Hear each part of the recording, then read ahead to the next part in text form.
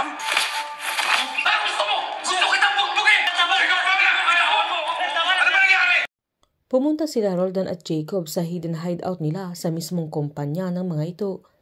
Galit na sinabihan ni Jacob ang kuya niya na ginagago na talaga sila ni Samuel.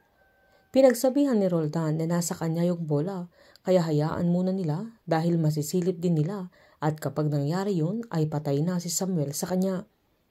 Pinaalala naman ni Jacob na sinabi na niya sa kuya niya na tirahin nila yung pamilya niya kasi pag sila ang tinamaan ay siguradong aamin si Samuel. Nanindigan naman si Roldan na hindi muna nila yun gagawin at kailangan nilang mag-stick sa plano na hahayaan nilang maniwala si Samuel na makakapasok siya sa grupo, na agad namang pinaliwanag ni Jacob na gets na niya na pagkatapos nilang makuha yung pera ay papatay nila si Samuel, na agad niyang tinanong ang kuya niya kung sigurado siyang wala bang ibang mas mabilis na paraan. Sa meeting naman ng grupo nila Mang Paulo ay desperado ng iba nilang kasamahan dahil ang dami na nilang babayaran at hindi nila alam kung saan sila kukuha ng pambayad. At may isa namang palalayasin na ng landlady nila dahil wala itong pambayad sa upa. Humagulgol naman si Aling Bibina dahil wala siyang pera na pambili ng regalo para sa apo niyang mag-birthday na halos taon-taon ay meron siyang binibigay na regalo pero sa mga sandaling yan ay wala siyang kapera-pera. Nag-ambag-ambag naman sila Mang Paulo para lang may pambili si Aling Bibina sa mga sandaling yan kaya humagulgol ang matanda. Kasama naman ni Aling Lolita si Boying habang namamalengke at tinihintay nila yung order niya nang i-check niya yung cellphone niya kung nasa school si King dahil lagi niyang sinisigurado kung nasa eskwelahan ng apo niya dahil sa nangyari kay King. Sinabihan ni Boying na okay yung ginagawa niya, at least alam niyang safe yung bata. Sabay nagpresenta siya na lang ang maghahatid at magsusundo kay King sa school at libre ito. Naisipin na lang niya na parang official service siya ni King. Giniit naman ni Aling Lolita na magandang idea yun, pero babayaran niya ito na hindi pwedeng libre dahil naghahanap buhay din si Boying. Pinilit pa rin ito ni Boying na walang problema sa kanya kahit libre na dahil utang na loob na din niya kay Samuel na siya ang tumulong sa kanya na mag-down sa tricycle niya, pero nanindigan si Aling Lolita na babayaran pa rin niya si Boying at magtutulungan silang dalawa.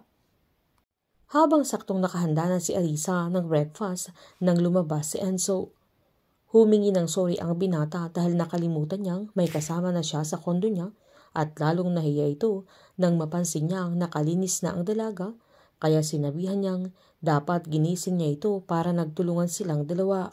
Pinagsabihan naman ng dalaga na baka kapag pumasok siya sa kwarto niya ay sasabihin niya ang sinisilipan niya ito. Sabay tinanong niya kung bakit parang gulat na gulat siya na hindi ba siya sanay na may nag-aasikaso sa kanya. Binahagi naman ng binata na noon ay sanay siya noong buhay pa ang nanay niya, kaya biglang nalungkot si Arisa dahil hindi niya alam na ulila na sa ina si Enzo, kaya tinanong niya kung nasaan ang papa niya. Pinaliwanag naman ni Enzo na busy sa trabaho niya at hindi nga niya alam kung naaalala pa siya ng papa niya. Habang kumakain sila ay tinanong ni Enzo kung kailan niya balak umuwi, na agad sinabihan ni Arisa na sana hindi na niya ito pinagluto kung papalayasin din pala siya ni Enzo. Pinaliwanag naman ng binata na ang ibig niyang sabihin ay kung hanggang kailan yung tampo niya kay Aling Lolita.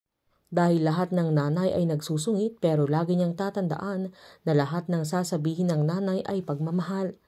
Sinabihan naman ng dalaga na complicated, sabay binaling niya sa binata dahil ang dami niyang sinasabi dahil maging siya ay hindi bumabalik sa papa niya para sana may mag-alaga sa kanya, na nagpalusot naman si Enzo na mas malapit siya sa coffee shop kapag nasa kondo siya at mas tipid na din sa gasolina.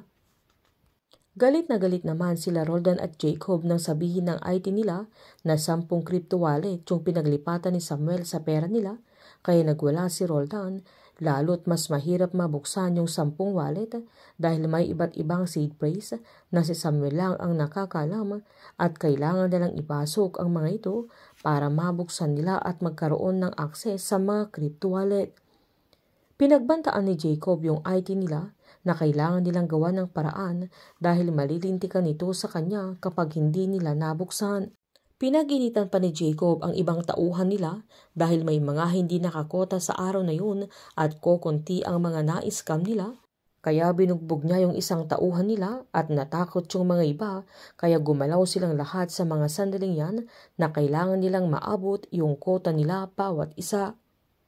Pagpasok naman nila Enzo at Arisa sa coffee shop ay kinantsawan sila ng mga kasamahan nila dahil sabay silang pumasok na tinanong pa ni Judith kung sinundon ni Enzo ang dalaga. Nagbalusot naman ang binata na nakita lang niya ito sa daan kaya isinabay na niya ito, pero nagselos naman si Luke sa mga sandaling yan at pinagmasdan niya ang dalawa. Pagkatapos naman ng meeting nila Samuel ay saktong tinawagan siya ni Roldan kung saan sinumbat niyang sa tingin ni Samuel ay hindi niya alam ang mga ginagawa niya dahil tinatarantado na niya ang mga ito, sabay binantaan niyang mag-iingat siya sa bawat galaw niya.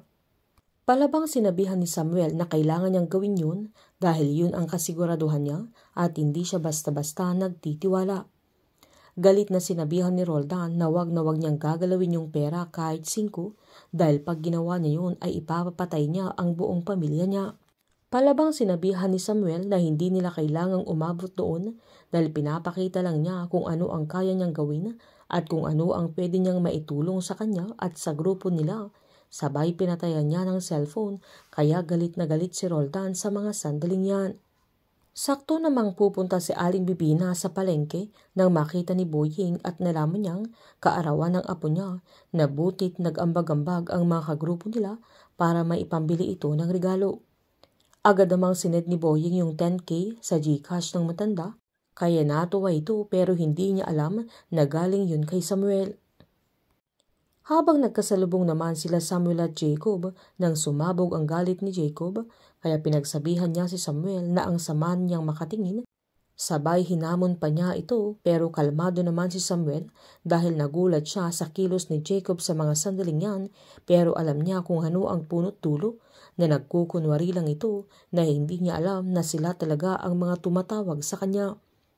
Sa galit ni Jacob ay hindi ito nagpaawat na agad niyang sinugod si Samuel at minura niya ito na tinuro-turo, kaya pumalag si Samuel sa mga sandaling yan, kaya nagsigawan at nagturuan sila na agad namang umawat yung security guard habang pinapanood sila ng mga kaopisina nila.